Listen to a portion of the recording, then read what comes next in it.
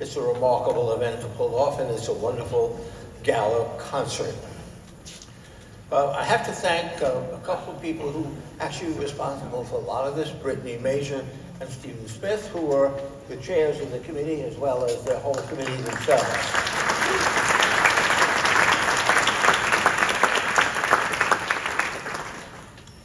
For those of us who live here, I don't have to remind anybody that 2025 is the 20th anniversary of Katrina, and we're here to talk and sing and listen to music and see pictures of what Katrina was like.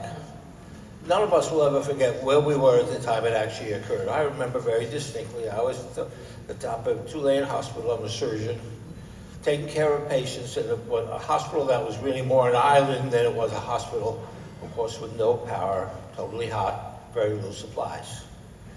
I got helicoptered out, and the rest is history. But the city's done remarkably well, but it's important to look back and be objective about what's happened in our environment. The first thing that we have to do, of course, is to remember the thousands of people who succumbed and whose lives were absolutely, completely changed forever. We owe them a greater respect and appreciation. When the LPO was playing, it was very active at the time of the storm. It was just about the beginning of the season. Of course, all the musicians were evacuated, and we were scattered all over this building. It was totally flooded. There was a real chance the LPO wasn't going to come back and wasn't going to exist. But friends in the city and around the country, other orchestras, other sponsors and supporters provided the funds, the foundation funds, the gifts, the charity, the performance opportunities to make the LPO survive. And thank goodness we still have this incredible LPO and the musicians who are with us tonight.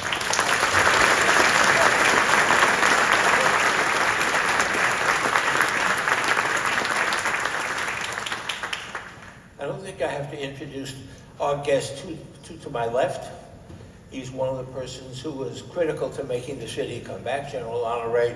We all owe an incredible debt of gratitude for the viability.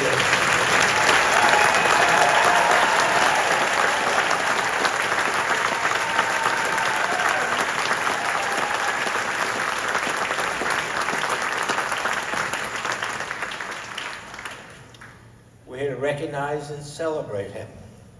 And how do we celebrate people in New Orleans? Of course, with music. And tonight's music is by another great New Orleanian named Terence Blanchard.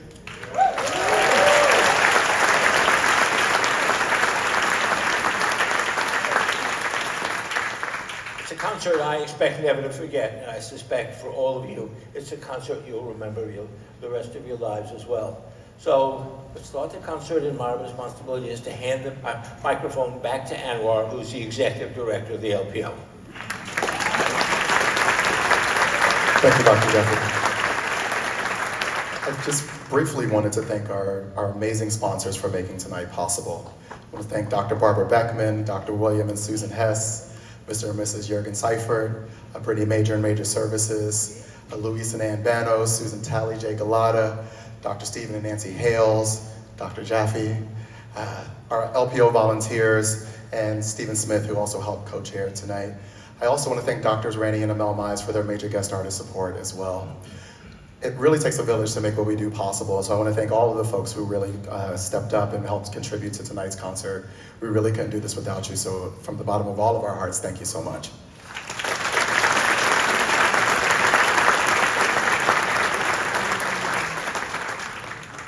I also wanted to thank the City of New Orleans, and we have a wonderful guest here from the Mayor's Office. I want to introduce you to the Deputy Director of Arts and Culture, Elena Harris. Thank you, Anwar. Thank you for your leadership. Thank you for your community collaboration, and thank you to the LPO. I am honored to be here on behalf of the Honorable Mayor LaToya Cantrell to welcome each of you to tonight's concert. Thank you.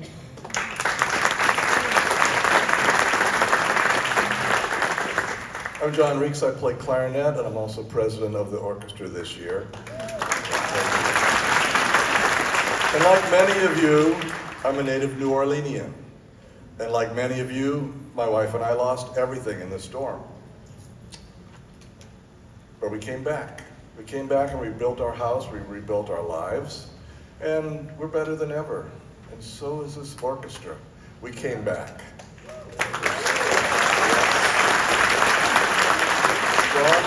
Stronger and better than ever.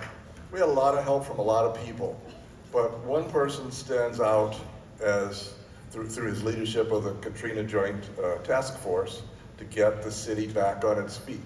And so, on behalf of the musicians of the LPO, we want to present General Russell Honore with the Crescendo Award for his service towards New Orleans.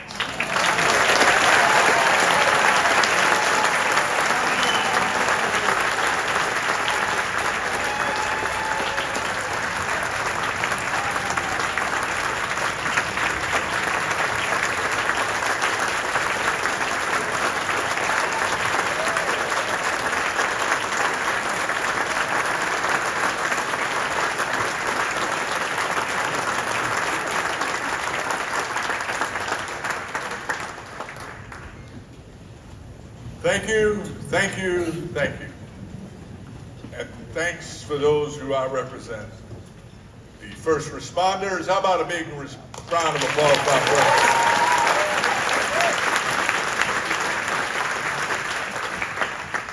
And thank you those who sponsor this orchestra. Thank you very much for doing this, because without you, they would be playing to silence.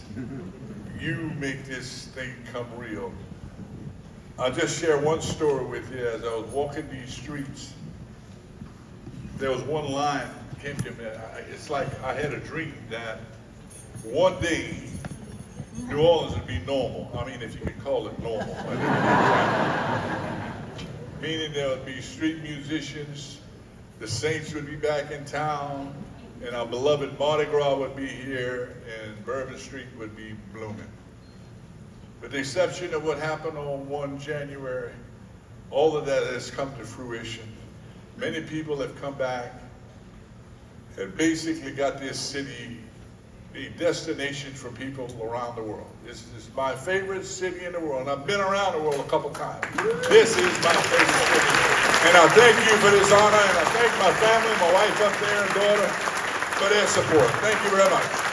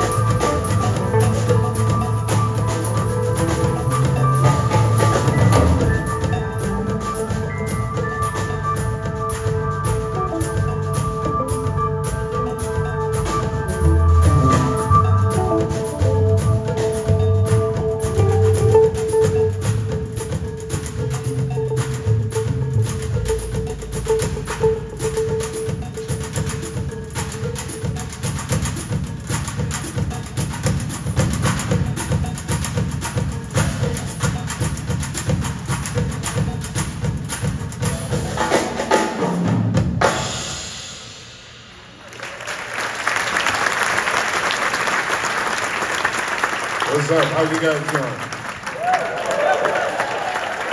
New Orleans, it's great to be back home. And I really appreciate you guys being here.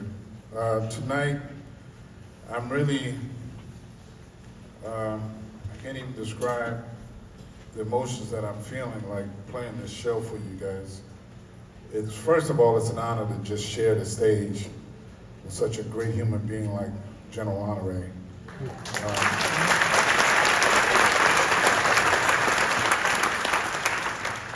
This night is not supposed to be a solemn night. You know, I know we've gone through a lot, man. You know, we've seen a lot. We've experienced a lot. But tonight is about, for me, it's about where we've come from. You know, and the thing that I'm really fortunate about is how proud our city came through this and showed the world how resilient we are.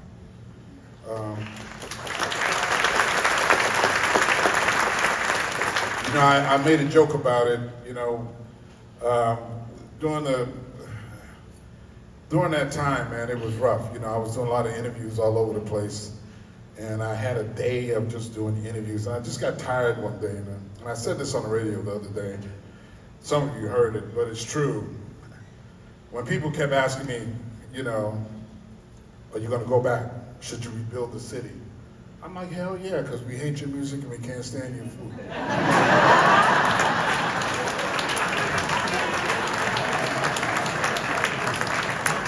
I got tired of eating Italian food out in Los Angeles, let me tell you.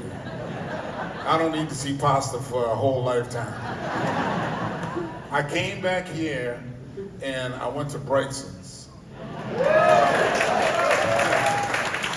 And, you know, with my ass being out of California, I'm thinking healthy, right? So I said, let me order a spinach salad.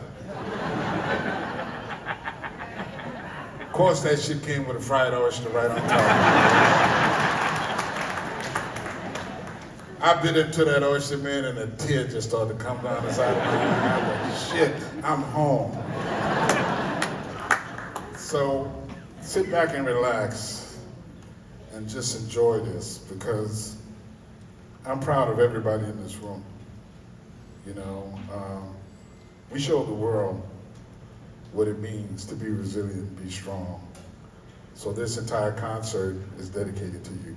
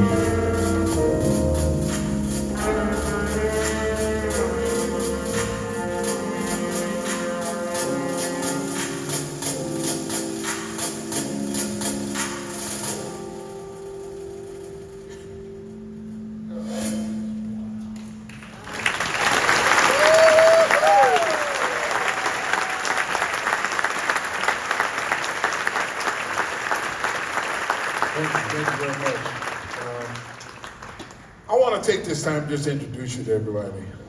You having a good time so far? A lot of my friends were worried. They said, man, don't make me cry tonight. But this is a celebration about how strong we are. And I want to introduce you to these guys who are, I think, doing an amazing job playing this music. At the piano and keyboards, he is the newest member of the E Collective.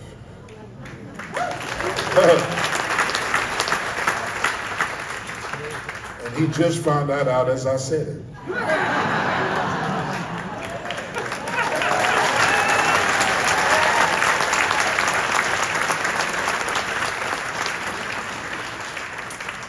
You know, sometimes some people come on your gig and they play on your gig like, oh no, you're gonna hire me again. He's been like that since rehearsal. I was like, damn, bro, take it easy. We got a show to do later on tomorrow, you know what I mean? But he's amazing. I first heard him when we did a show at the Hollywood Bowl with Herbie Hancock. It was the 50th anniversary celebrating the Headhunters album. And he played with the original group, and I played with Herbie's current band. But when I heard him, I was like, get his number. Julian Pollock. Julian Pollock.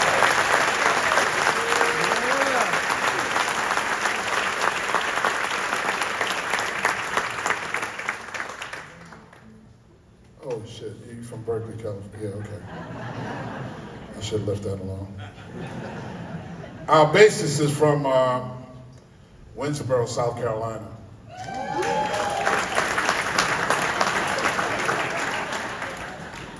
You lying your ass off. I don't know where no goddamn Winterboro is. Is that your people up there? Maybe, huh? Okay. We played a gig on a boat. We were on a cruise in the Caribbean, and we were playing basketball up top. And all of a sudden, this gentleman comes out, he goes, I got next. And this one, he goes, Mr. Johnson, this elementary school teacher from Winterboro, South Carolina, out in the goddamn Caribbean. Should have played the lotto that day.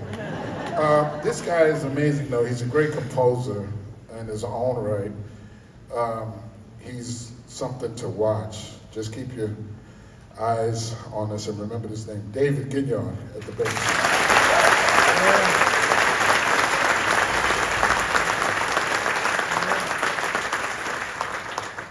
Our drummer,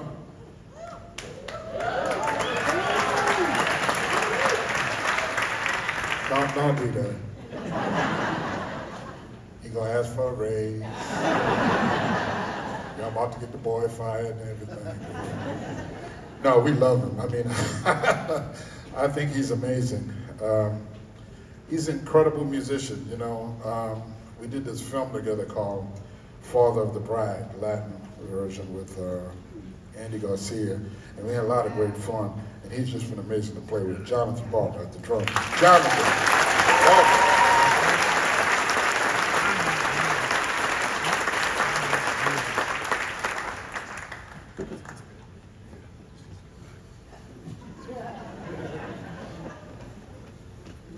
We don't really know where he's from. He keeps telling us he's from the Bay Area, but we're still kind of skeptical. Okay, so check this out. He went to school for architecture. There you go with that again, there you go. Okay, all right. And this guy went to Stanford for anthropology.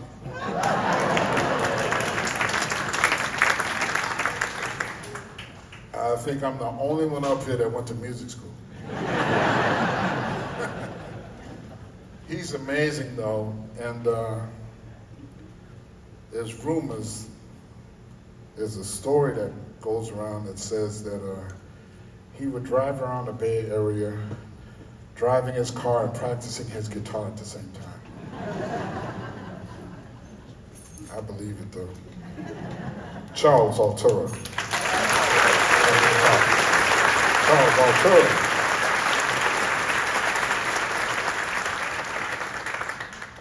this gentleman here, we've been friends for a number of years and have always wanted to work together, and now we get a chance to do so. And it's been like a real honor, man, you know, because when you hear him play with his own group, he's just amazing. He has his own voice, his own sound, his own style, and he does a lot of different, very creative things that are really inspiring, man. I went to one of his gigs at the Blue Note in New York, and I just sound like a groupie. I was out there screaming my ass off. It was kind of embarrassing, man. I hope you didn't hit me out there. But it's an honor to be playing with the great Robbie Coltrane. Yes, sir.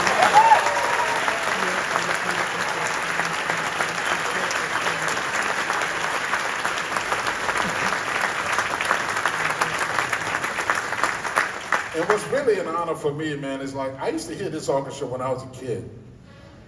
You know, I was one, when we were in elementary school, they would bring us to see the symphony play.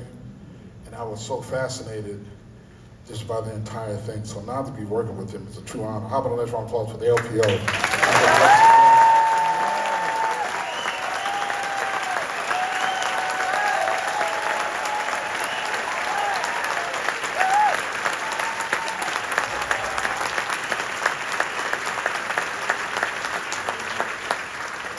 So, you know, this is the first time I've toured this show a lot, but this is the first time that we're playing it in its entirety. And it seems just to be fitting to do it here in New Orleans, and I'm so glad that you guys are here to share this with me. We've been playing with Levy's, Mantra, I can't even remember all of the names, Wading Through the Water, what else did we play? Ashe. Yeah, just all kind of stuff. Go get the CD. The next thing that we're going to play for you, it's the reason why I wanted to introduce the band and just talk about this tune. You know, I also live in LA, and it's so ironic and biblical in some respects to be playing this music at a time when people are suffering and going through it. You know, and the thing that I want to tell them all is that, you know, look at what we did and how we came through and how we stuck together. Because tonight I don't see no refugees here.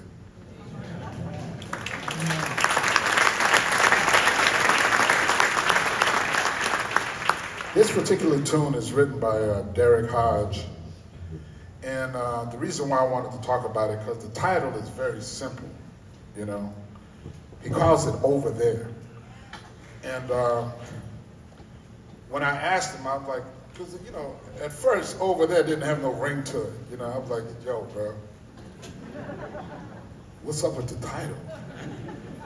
And he said, you know, well, just as human beings, and, you know, he's a man of faith. He said, just as human beings, we always think there's a better job over there. We think there's a better life, better career, better everything over there without ever appreciating what we have right in front of us. And when he told me that, I said, over there it is.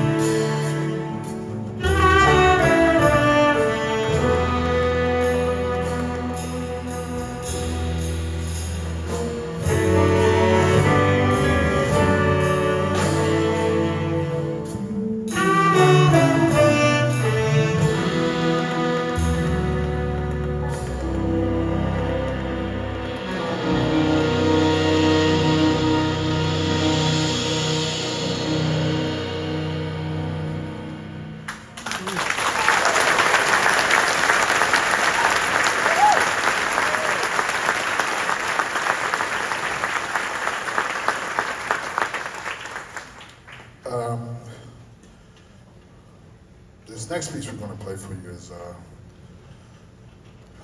this one is really emotional for me. You know, I was working with Spike on a film called Inside Man. And I had evacuated to LA with my wife and my two youngest kids. My two oldest kids, who were right here, they were in Texas. You know, we were all over the place. And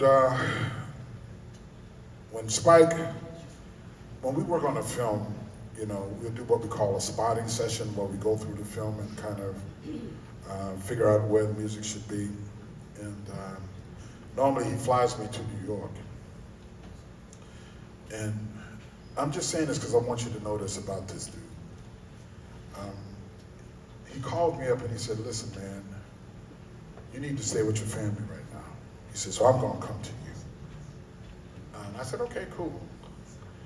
And he got to LA, and when he walked into my apartment, he didn't even say hi. First thing he said to me was, I'm going to do a documentary on those levees, and I'm going to give everybody in New Orleans a chance to speak their mind. And my respect for him went through the roof at that point, because, you know, a lot of people have juice, but they don't always use it to benefit other people. And to me, that was a very selfless act on his part. And I remember when we went through one of the first screenings, it was rough, you know, to see my city looking like that. And they were all concerned about me. And there was one episode that we went into view. It was hard, because that was the piece where we saw all of the dead bodies around the city in neighborhoods that I knew, bus stops that I used to hang out at when I was a kid. It was just surreal thinking about it, that this could happen in America.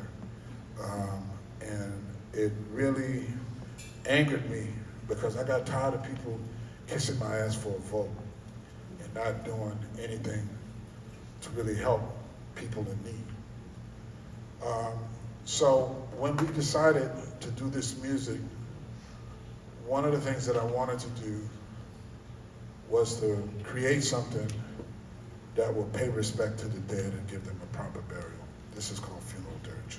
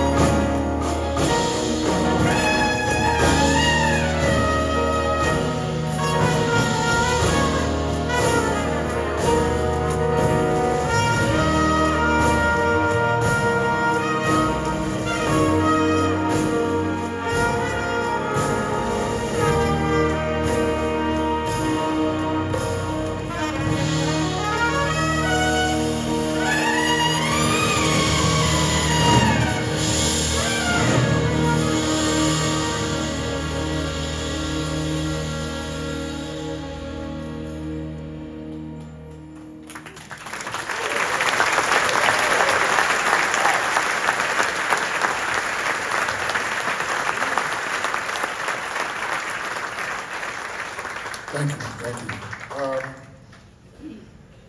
We're gonna play one more piece for you. This one is really special to me because we all were going through it. You know, I remember Winton had the benefit at Lincoln Center, and for all of the folks from New Orleans. And normally when you're, as a musician, normally when you're in a concert where you have everybody playing, there's a bunch of musicians in the wings listening. Because we never get a chance to really hang out and check out each other, you know? That wasn't the case with that concert. It was the most amazing thing because there were the same questions that were asked all night long. How's your family? How's everybody? How's your house? Are you going back? Those are things that we kept talking about a lot. And at the same time, you know, I evacuated to LA. I had an apartment out there. I was teaching at USC at the time. And I couldn't find my mom for 2 weeks. You know, and I kept calling her for 2 weeks. My uncle, who's passed on now, but he was a minister, and you know, ministers, they take care of each other. So he had a spot in Mississippi where my aunt and my mother were staying. So like I said, I tried to call my mom for 2 weeks. She didn't answer the phone. She finally answered the phone. And you know what she said? I said, Mom, I've been trying to call you for 2 weeks. And you know what I heard? I heard that thing buzzing in my purse.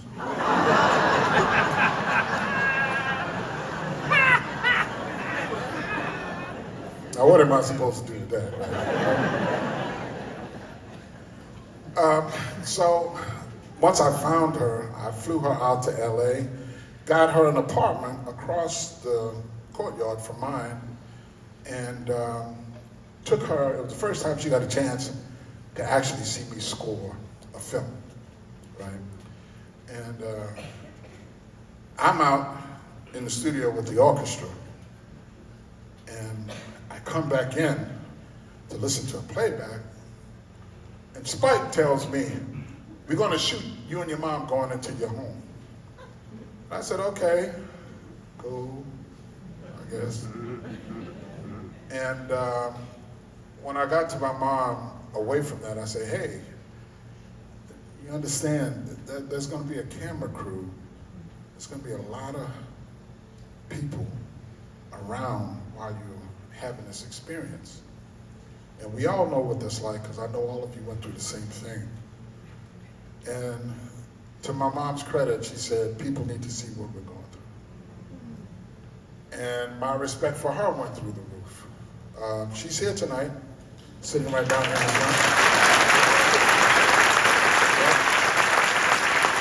94 years old.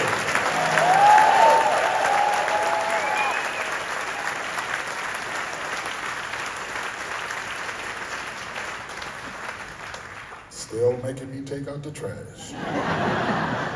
Make sure my top is on tight so them dogs don't get in my trash. Last time we left, I had a mess and I had to go out there and clean it up. And people think I have an ego. How can you?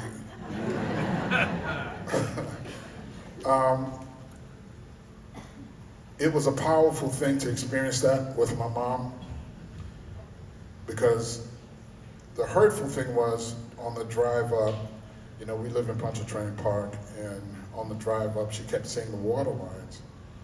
And she kept saying, well, I hope nothing happened to my home. That was hurtful to hear, because I already knew what the outcome was. And when we shot that scene, I remember we had a playback of it in New York, and everybody was concerned about me in viewing this scene. And I told them, no, I was fine. I said, but the thing you have to really take into account is that if you cried for my mom, you have to multiply that by 300,000. Because that's the number of people who went through the exact same thing. She had a, yes.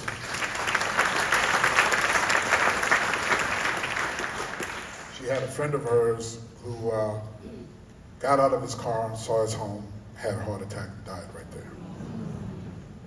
So this is the reason why I don't play this music a lot, but when I do, it's meaningful to me.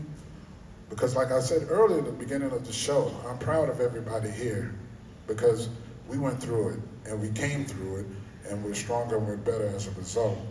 So this piece that we're going to play at the end is something that I'd written for my mom to say thank you for her courage and showing the world a very private moment, but letting them understand what all of us were going through as New Orleanians. This is called Dear Mom.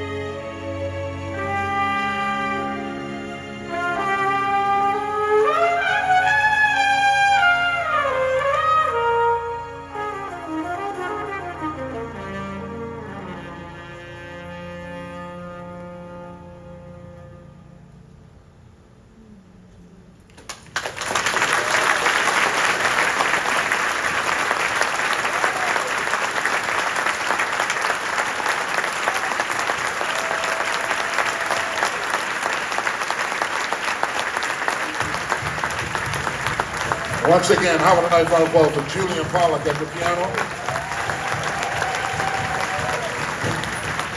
David Ginyard at the bass. Jonathan Barrow at the drums.